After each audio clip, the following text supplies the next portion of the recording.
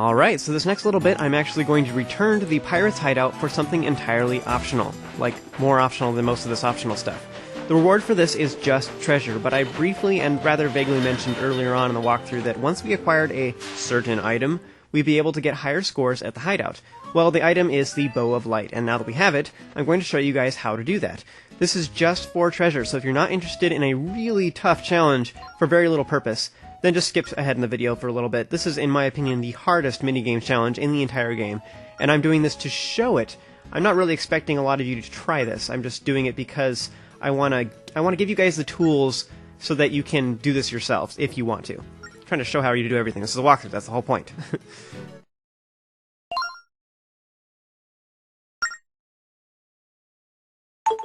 So the deal is, each time you hit an enemy with a light arrow, you will get 10 additional points, regardless of what your current combo is. Now because it takes a bit to charge up your arrows, though, it's really important to try and hit as many enemies as possible with each shot.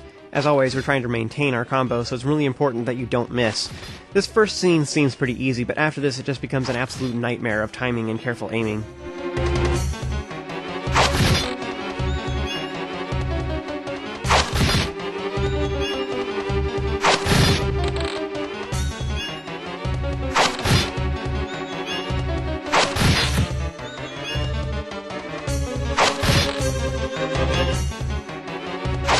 Okay, so notice this second time that we have 5 in a row line up. Okay, after this there will only be one set of mini-blends coming out.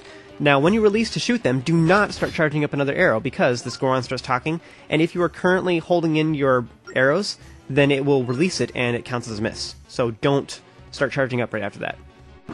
This section shouldn't be that bad. You want to charge up arrows and then try to release them as soon as possible. Obviously try not to hit these stone pillars along the way, and after a little bit this area will bend a corner. I'm going to go straight for a moment and then you'll hit another loading screen. As you approach it, make sure you are not charging up a light arrow, otherwise, again, it will shoot and count as a miss. Now as you practice you'll be able to get the timing down, but if you really want to try and score more points, you want to shoot one last regular arrow just before you're hitting that edge of the screen, and that way you'll get the most amount of points possible. Now this is where it starts getting insanely difficult. Ideally you want to be able to hit multiple enemies with each arrow. The best way to do this is to aim at an angle so that like the edges of your arrows will hit an enemy on each side. Now, for some of these areas, enemies will appear only after you defeated ones that are currently on screen, so as long as you keep killing them, you can ensure that you're getting as many points as possible because there's enough dudes on the screen at once. There's only one odd thing about this, and that's if you wait too long, they'll throw cages at you, and you can also hit the cage to get points, but it only gives you points sometimes, though, so I'm not entirely sure what forces it to do this. But again, ideally killing them as soon as possible will generate more mini-blends, and that's probably the better way to get points. For this last part, I totally messed up my shot on the left. There are 4 mini-blends there, but I believe I only hit 2 of them because I aimed a little too far to the left. Our goal is to get at least 5,000 points, and as you saw, I only made it by 2 hits. I just barely made the goal. And the reward for successfully doing it is either a rare treasure or an extremely valuable Alchemy Stone or Regal Ring. Now it's also revealed that the 2 little Gorons are purposefully getting caught in order to steal treasure from the pirates, which is why they are rewarding us with treasure when we rescue them. Seems kind of like a step backwards, you know, like they're not really accomplishing anything. They get caught to steal treasure and then they need to be rescued, so they give us the treasure they stole and they just get caught again, so I don't know. Okay, so as I explained before I came here, this is all optional. I'm just showing it for people that are interested in a challenge. This minigame really isn't that hard in itself, but using the Bow of Light makes some parts easier, and for the rest of it, trying to hit as many enemies as possible all the time with only light arrows makes this so much harder. I can't even express just how much harder this is. I know the video makes it look kind of easy, but I was panicking this whole time. I recorded this over and over again until I finally got it. Now, I feel like the difficulty scales really well with other minigames in Spirit Tracks, like the hard difficulty is not really that much harder than the easy difficulty. Like, yeah, it's harder, but, you know, with enough practice you can do it. But this one just is so much harder to get a high score with. I mean, it's easy to learn, difficult to master. Perhaps that's fitting since it doesn't cost any rupees to play. Otherwise, it would be the obvious choice to farm for treasure every time, you know what I mean?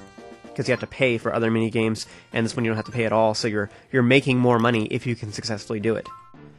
Next up on the to-do list, we are now nearing the end of the game, so it's time to start thinking about buying train parts from Linebeck at the trading post.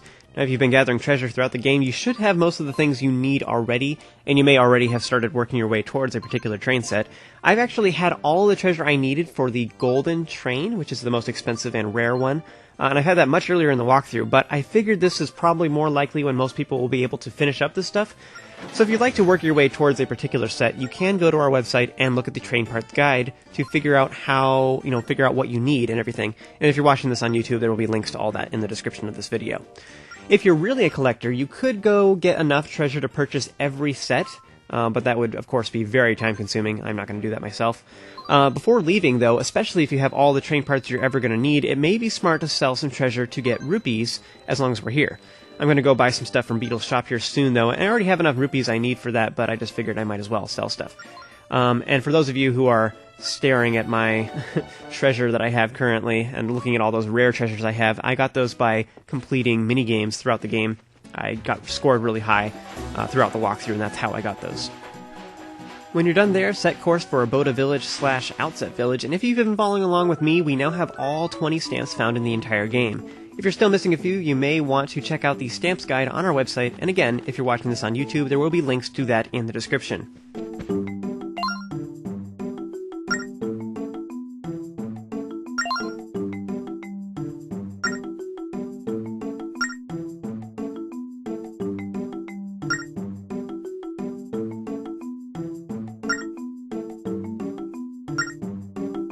Speak with Nico twice in order to force him to give you the reward, which is the Swordsman Scroll. This allows you to perform the Great Spin Attack by using 3 regular spin attacks in a row.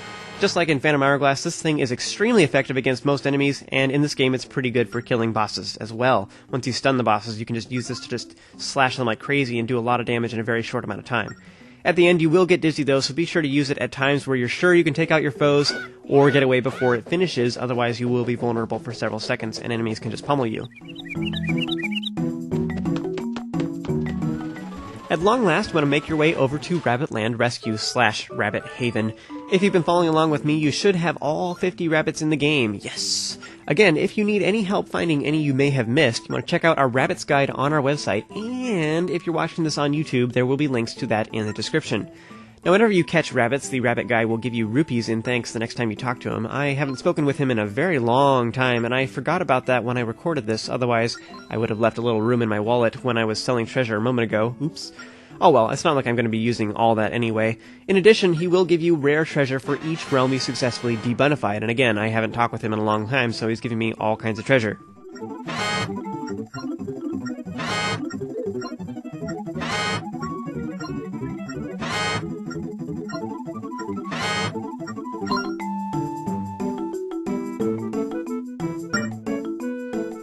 Okay, so there are 2 Swordsman Scrolls in the game, and this is the second one. It allows you to use the Sword Beam / Beam Blade, a classic Legend of Zelda ability for the top-down perspective games in particular, that lets you shoot beamy things from your sword whenever you slash. The catch is it only works when your health is full. This kind of gives you incentive to play it safe and stay in the background, I suppose, and make sure you don't get hurt.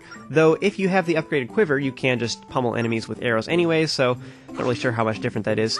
Now, one thing that is interesting about this, though, is that if you get up close and slash an enemy, you will do damage with both your sword and the beam simultaneously, which means you can kill things really quickly, especially weaker enemies that have like 3 or 4 health or whatnot. You can just be like, bam bam, they're dead. Unfortunately, we are so close to the end of the game that we won't actually get much of a chance to use this, which is really sad. We have the next section of the Tower of Spirits, which is 90% phantoms, so we don't really use these sword attacks on them anyways. And then there's the final boss. Neither of those really benefit all that much from the sword beam, which makes Link a very sad engineer. It's still really cool though, but overall I would say that the Great Spin is far more useful of the 2 Swordsman Scrolls. If you didn't want to do all the collection and spirit tracks, I'd still probably recommend doing the Force Gems and Stamps so you could get all that anyway, and then I would get the first 5 rabbits so that you can get a heart container from the rabbit guy. Otherwise the rabbits can just be kind of frustrating and a waste of time, really. I mean, the sword beam is really cool though.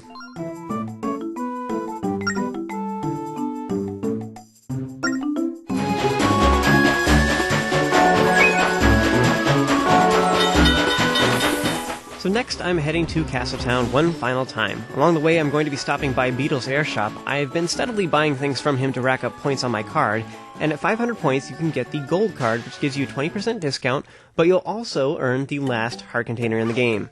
Awesome! So with all the treasure we've acquired so far, you should easily have enough money to do this, though you may have to buy stuff over the course of several days if you haven't been doing it already. I've actually been purchasing things throughout the walkthrough, so this is going to be my final visit, and I will get that heart container. I'm also not using my freebie card because I'm trying to buy stuff. You only actually get points on the card if you literally purchase something, so that's why I'm not using my freebie card. Now at this point, I only need a few more points. Now one of the things I've been meaning to do is swap out my potions. I have 2 red potions, which restore 6 hearts, I believe, and for pretty much the entire game I've had those, but purple ones restore 8 hearts and will also heal you automatically if you die. So because of that, and because we have 16 hearts total, that means that we've literally doubled our life, which is really handy for like boss battles and stuff in particular. Now I've been meaning to switch those out anyway, so I might as well do it now and get those last few points on my card to get that heart container.